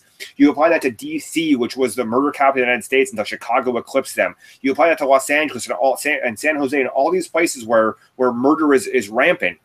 And you say, you know what? We want honest citizens to be armed to protect their neighborhoods, so these criminal elements can't ruin lives, can't take lives. So we know that people can feel like they're can be protected, and we want. And honestly, as an enthusiast, and I believe that Yeti will agree with me on this, as an enthusiast, you don't just want to drop, Saturday night specials into people's backyards, with drones from Amazon. You want people to be properly trained and to know what's going on, and to know that, what the safest actions are and how to deal with them and how to do things and how to protect things, how to keep things locked and safe and everything else. But if you have that, people can protect themselves. And if you believe that, we can come together as a society. But instead, we have the media and everybody else running a narrative of, we're all different, we hate each other, we'll never get along, and these weapons. Well, that's why we'll never be able to combat our government, even if we do have automatic weapons. Well, We will never come together from one cause, because we're so divided already that we can't come together on anything. I agree. We gotta. In closing, my audio editing program limits me to 2 hours. Granted, we can do more, but we would have to cut it off. We got to cut it off soon. We can do another one if you want, but I feel like this is great. This was great. I mean, just to address your point about, even if we had all the weapons in the world, we wouldn't be able to resist the government. I kind of agree, because we wouldn't have planes, we wouldn't have boats with the capability to enable gunfire, we wouldn't have advanced weapon systems, we don't have the capability to gather intelligence. We don't have satellites. We don't have some of the technology that the government, and only the government, has access to. So that would be a pretty steep hill to climb. However, when the Constitution was written, none of this technology existed. So that should be taken into consideration as well. Are you aware of Millennium Challenge? Are you aware of the Millennium Challenge? It was a war games that took place dealing with like Iraq and whatnot. No, no, sir. Okay, so what happened was there were two teams, as there always are. There's a red team and the blue team. I don't remember who was who, but the U.S. team used all of our tactics, and another U.S. general was in charge of the opposing team, which was sort of your jihadist group. And he didn't use cell phones. He used people and animal travel to send. It's called Millennium Challenge, to send messages. It was a war game. And he used small boats. Horse and pony messengers. Horse and pony messengers. Yes. And he used small boats, and he ended up sinking the war game U.S. fleet because he used tactics that, because our government and our military is so reliant on satellite technology and all of these things. He basically won the war game, and the government didn't like the answer to that, so they reset it and took away half of what he had done so they could win the war game. Wow. So you know what? If we get like anonymous and those crazy kind of like, so there are a lot of fields of Wolverines. Yeah, where the government is trying to keep up with the private sector in a lot of areas. So you know, I don't know. If we get the brightest hacker minds to shut down all their computers, then how much power do they really have? I've already been shadow banned on Twitter and shit. This is going to send it to a whole nother level. Yeah, but here's the thing. I've already seen people who post like schematics of like, here's the NSA facility in Utah, and here's where their water towers are. And if they don't have these water towers in this river inlet, all of their computers will overheat and they can't do anything. Like, people are already that far ahead thinking about these sort of things. So that's why I say, are there people? I mean, think about it in the terms of like World War II with the Nuremberg trials. Are there people who will absolutely follow orders to the ends of the earth and do the most horrible, despicable things? Sure, there always will be those people. Doesn't matter where they're from, they always will exist. But on the flip side, are there also those guys like here in Las Vegas who was flipping off the building? Like, are those people who have zero fucks to give and will not put up with that? I have enough faith. I have enough faith in my fellow man that we have enough Marines and enough operators and enough guys that will look at that and go, "You have got to be shitting me," and stop it and do the right thing. And maybe my hope is misplaced, but I believe that there are enough men and women in this country that will do the right thing and go, you know what? No, we're not going to follow that order. We're not going to do that thing. We're more interested in because right now we have to question that enemies, foreign and domestic, who is the actual enemy? Right. And that's my question. And believe it or not, this all ties back into the Second Amendment, which has been brought into question since this atrocity, this crazy slaughtering of Americans. So in closing, I would just like to say, let's be diligent. I hope some more information comes out that will put this at ease. As much as I mourn and think about all the young people, I mean, it was mostly young people, young people attending a concert. It's terrible. There's still a big part of me that just would like to put this whole thing together in my brain. And in closing, either of you got something to say about it? Real quick, let me just grab what you said. Putting it together in your brain. I think that's what we're all striving to do, is understand more of the situation and how and why it happened. And the powers that be aren't necessarily sharing that information with us. So it's only human nature for people to try to piece things together and come to some type of conclusion so that they can gain the closure and get past the actual tragedy. Listen, my heart goes out to all the victims, and my heart goes out to all the first responders. Listen, it's not easy running towards the gunfire, and I love you guys. I respect what you do on a daily basis, and the paramedics as well, and the doctors and the nurses and the civilians and good Samaritans that did everything in their power to help their fellow man. That's what we need more of, and unfortunately, it's become politicized, and it's now going to be used as a wedge to divide us even more. The very fact that people come together during a tragedy to tell you not to politicize specific aspects of the tragedy to divide people. So thank you guys. Thank you for having me, guys. I really enjoyed my time. And Go ahead. I would say I agree. I would ask that people look into. I mean, the people that were the victims of this, both the people who lost their lives and were injured, but also the family members of those people, are spread out throughout the country. I mean, there's one gentleman from Alaska, one from British Columbia, one for a couple. Two from Bakersfield, right here. Two. You know, Bakersfield's a country music mecca. Yeah, so some people from out here where I am, just if there's besides just running to the Red Cross donating blood, look at the just search GoFundMe or search the names and see if there's a way that you can help, because these people have to have funeral costs and they have to. I mean, their lives have been turned upside down.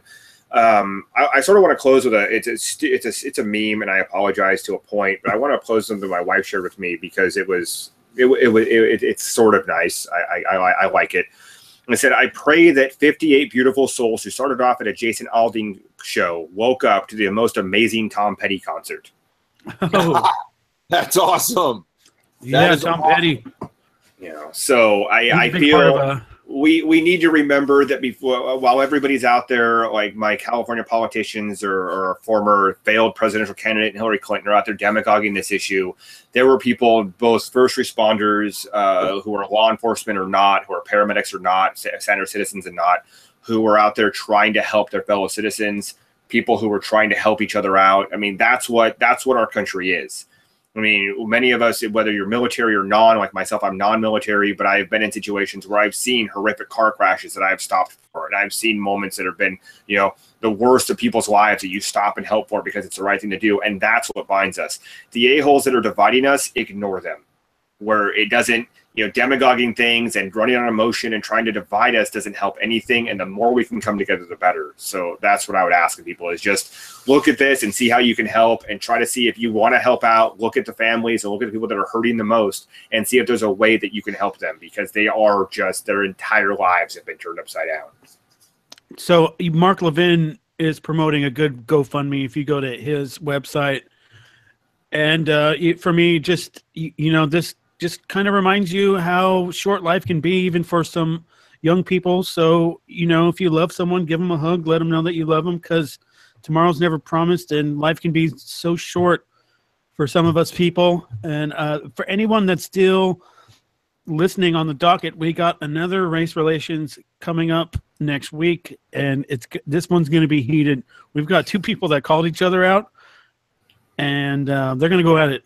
So I might just stand. I'm just gonna have to take a step back and just roll the ball down the hill. But next week we got another heated race relations episode coming up, and I appreciate the fuck out of both of you guys coming on. Mr. Yeti, you were just about as good as I hoped you would be, and even expectations exceeded. And Josh Ferguson bringing that heat every single time. Thank you. Guys, this is my first podcast too. Oh, stop it. You do Periscope all the time. All right, so for anyone that's still listening, he's under Miss_Yeti right now on Periscope. Go check that dude out. He's great. Josh Ferguson of the Hourly Struggle podcast. I recommend that one. You'll learn more from that podcast than you will on this one. I guarantee it. And shout out to the people in France, because people in France seem to love this podcast. So I love the hell out of you guys too. And on that note, we will be out of here. Bonjour. Bonjour.